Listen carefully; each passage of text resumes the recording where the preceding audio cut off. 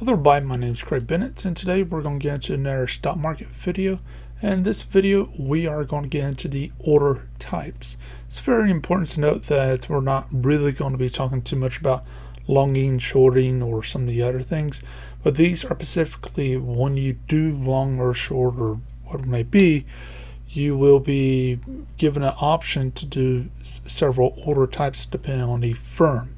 So as far as that goes, let's jump on in. And by the way, the user interface that I'm going to be showing just real quick right now, it might not be the same as with the firm that you're with, but a thing to note is it normally would be something like this, where the order type, you can select if maybe a trail stop or something like that for your order. And we'll explain what all those means. So as far as that goes, let's get into the first one, which is a market order. Now note that your firm might not show market order, but it's very important to note when you're not using any of the other order types, no other restrictions onto it, it's by default a market order. It is the most common type of order when it comes to trading, but basically what it is say for example stock whatever is at $2 and you want to buy it right now, so you put in a market order. Now between the time that you put in the order and when it was processed, that price might went up or down, and that's the thing that you got to keep in mind. So say for example, if you're buying $2 worth of stock, and let's say that for example that you only have, I don't know, $2 in your account. If the time that it takes from the you to put in the order and for the process, if it went up beyond whatever limit that you gave, which in this case you only had $2 in your account, it will say, oh, it cannot complete the order, so therefore it has problems. That's something to note, because a lot of people end up getting messed over with certain firms where they have lower quality servers or low quality networking into their system. So some people literally have reported from the time that they hit submit and the time it actually buys or sells, 12 seconds went by, and in some cases that can cost you thousands of dollars right there.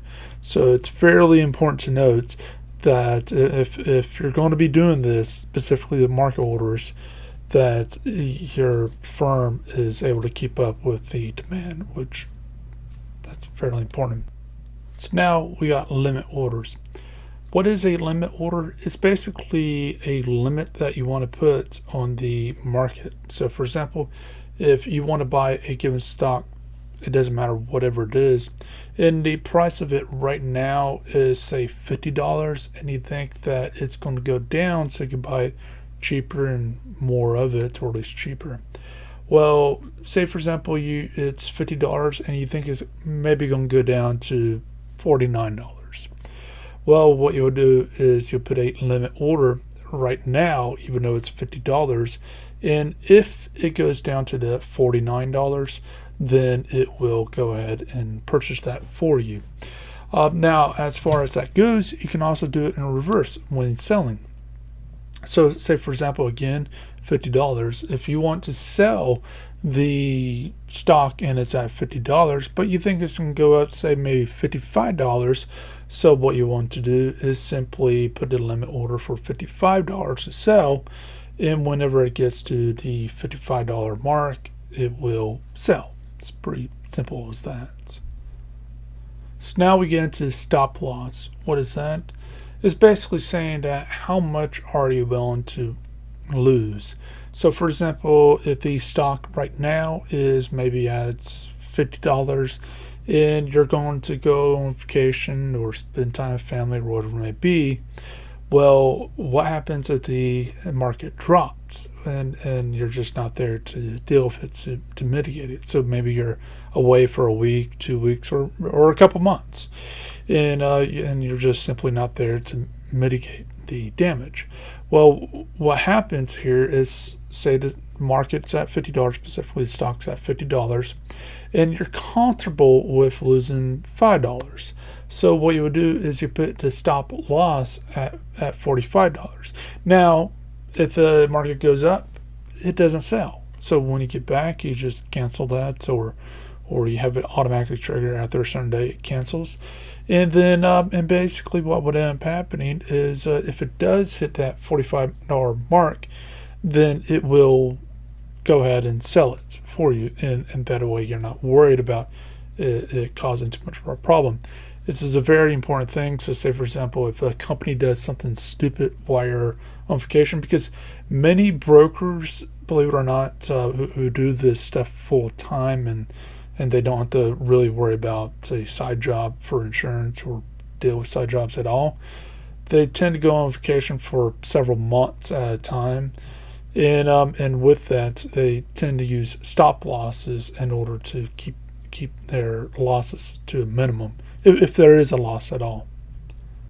So now we're going to get into what I personally use and what I think is most useful out of this, and it's called trailing. And basically how trailing works is, let's say, for example, your current price for your stock is at $50. You think it's going to go up to $60, but there's no 100%. No matter which way you go about all this stuff, there's no real 100% it's going to go beyond $60, if not. So what happens here is you find a price that you think it's going to go to, in this case being $60, and you put a trail stop up there. You say that at $60, activate the trail stop, and say how much you're comfortable with it losing. So for example, if you're okay with losing $2-3, let's say $1, just to keep things simple. So what would end up happening is at $60, the trailing will activate it. And then let's say if it goes to, say, $65, well, the trail stop follows it. So at $65, if it drops down to $64, it sells then, because it's whatever you put, in this case being $1 from the peak.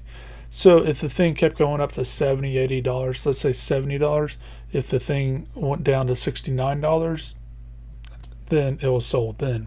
So it follows it going up.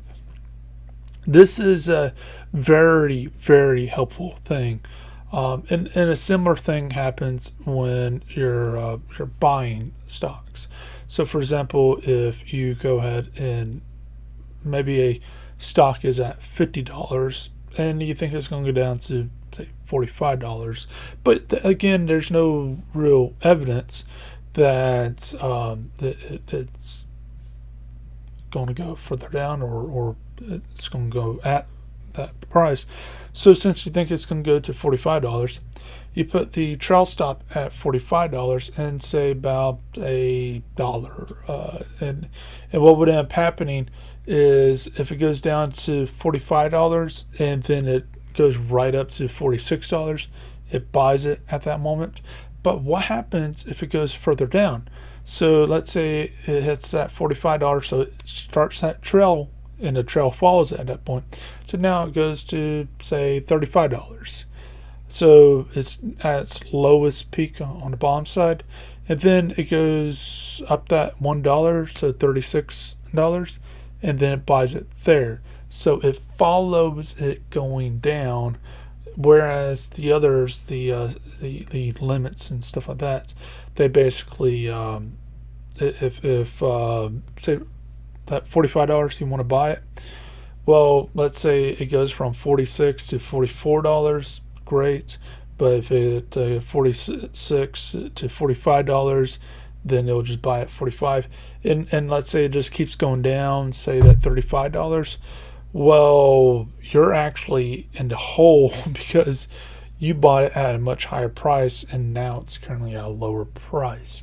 So that's something to keep really much in mind, because what can end up happening is if you use, my personal opinion, do not use, if you use a market order, fine, that's fine, whatever. But if you're using any of the other things, it needs to be a trail, because what happens is again, like I said, if you want to buy something worth $50 now, and you think it's going to go down to $45, and it buys it, great. But now it just kept going down, and whereas if you had a trail stop, guess what? It'll been following it. And now here's the thing with a trail stop is if the wider the gap is, the more risk there is. So for example, if you think it's going to go down to $45, a price from $50 to $45, and instead of $1, if it goes down from $45, and at that point it triggers it, and if it goes up $1, then it buys it. Well, instead of that, you put it $10. So the risk now is basically if it hits that $45 limit, so it triggers it, and then it goes to some in the 50s, then you're kind of out of luck. Or say, for example, if it goes down to, I don't know, that $35, and then it goes right back up to the $45, well, you lost a lot of money from that gap, because you could have easily bought it. Even though it might not have been $35, it probably been $36, $37. That's a lot of money that you could have gained, depending on how many shares you've had. And the same thing with selling, is the bigger the gap, the worse things can be. But also, the smaller the gap, the worse things can be also. So for example, if you think it's going to go down to $45 and you want to buy it, and you set that dollar difference, so okay, if it goes 46, it does end up buying it. Well, what happens if it does end up buying it, then it drops down to that $35 mark? Well, the thing is by widening that gap a little, it won't ever hit the actual trigger, the trailing, and it will just keep going. It will just end up going down to the $35 mark until it's ready to just go back up.